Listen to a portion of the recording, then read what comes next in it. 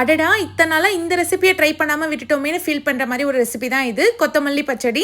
ஒரு கரண்டி பச்சடி இருந்துச்சுன்னா போதும். ஒரு தட்டு சோறு அசால்ட்டா காலி பண்ணிடலாம். டேஸ்ட் பயங்கரமா இருக்கும். அது செய்ய கடாயில 1 ஸ்பூன் கடுகு, 1 ஸ்பூன் வெந்தயம் சேர்த்து நல்லா ட்ரை ரோஸ்ட் பண்ணிட்டு பொடி பண்ணி வச்சுக்கோங்க. இப்போ அதே கடாயிலே 2 ஸ்பூன் நல்லெண்ணெய் சேர்த்துக்கலாம். ஒரு கட்டு கொத்தமல்லி தழைய சேர்த்து நல்லா வதக்கி எடுத்துக்கோங்க. கொத்தமல்லி பார்த்தீங்கன்னா இந்த அளவுக்கு வதங்கி வரணும். இப்போ கடாயில 2 ஸ்பூன் நல்லெண்ணெய் சேர்த்துக்கோங்க. இது கூடவே 2 மீடியம் சைஸ் தக்காளி, ஒரு சின்ன நெல்லிக்காய் சைஸ் அளவுக்கு புளி, 5 பல் பூண்டு சேர்த்து நல்லா வதக்கிக்கோங்க.